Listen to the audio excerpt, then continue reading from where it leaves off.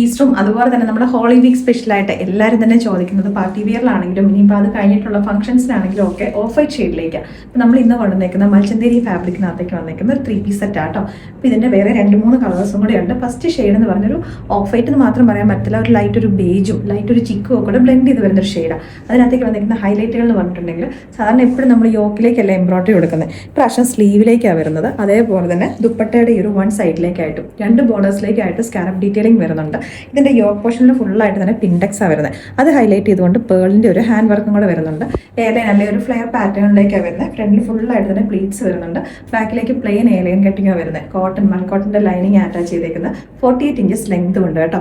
നല്ല ബ്യൂട്ടിഫുൾ ആയിട്ട് വന്നേക്കുന്ന ഒരു കളർ ഷെയ്ഡാണ് ഫസ്റ്റ് വൺ വന്നേക്കുന്നത്. വേറെ 2 എണ്ണം കൂടെ ഉണ്ട്, അതുകൂടെ കാണാം. ഇവിടെ നെക്സ്റ്റ് ഷെയ്ഡ് വന്നേക്കുന്നത് കസ്റ്റമേഴ്സിൻ്റെ എല്ലാവരും തന്നെ ഫേവറേറ്റ് ആയിട്ട് ഒരു ഷെയ്ഡാണ്. ഒരു പേസ്റ്റൽ പീച്ച് കളറിലേക്ക്. നമുക്ക് ഈ പറഞ്ഞ ഹോളി കമ്മ്യൂണിനും ബാപ്റ്റിസം അങ്ങനത്തെ ഫംഗ്ഷൻസിനും ഒക്കെയാണ് നമുക്ക് യൂസ് ചെയ്യാൻ പറ്റും. ഓവറായിട്ടുള്ള ഒരു വർക്കോ കാര്യങ്ങളോ ഒന്നുമല്ല, അത്യാവശ്യം നല്ല സ്റ്റാൻഡേർഡ് ആൻഡ് എലഗന്റ് ആയിട്ട് വന്നേക്കുന്ന ഒരു പാറ്റേൺ. ഇതോടെ ലാസ്റ്റ് ഷെയ്ഡ് വന്നേക്കുന്നത് നല്ല ബ്യൂട്ടിഫുൾ ആയിട്ടുള്ള ലാവൻഡർ കളറിലേക്കാണ് കേട്ടോ. എല്ലാത്തിനും തന്നെ കോമ്പിനേഷൻ ആയിട്ട് എംബ്രോയിഡറി ആ സെയിം ഒരു കളർ കോമ്പിനേഷനിലേക്കാണ് വന്നേക്കുന്നത്. അപ്പോൾ ഇതെല്ലാം നമ്മുടെ റെഡി ടു ഡിസ്പാച്ചിലേക്ക് വന്നേക്കുന്ന പ്രൊഡക്റ്റുകൾ തന്നെയാണ്. ഇഷ്ടപ്പെട്ടുണ്ടെങ്കിൽ വേഗം തന്നെ ഓർഡേഴ്സ് പ്ലേസ് ചെയ്തോളാം.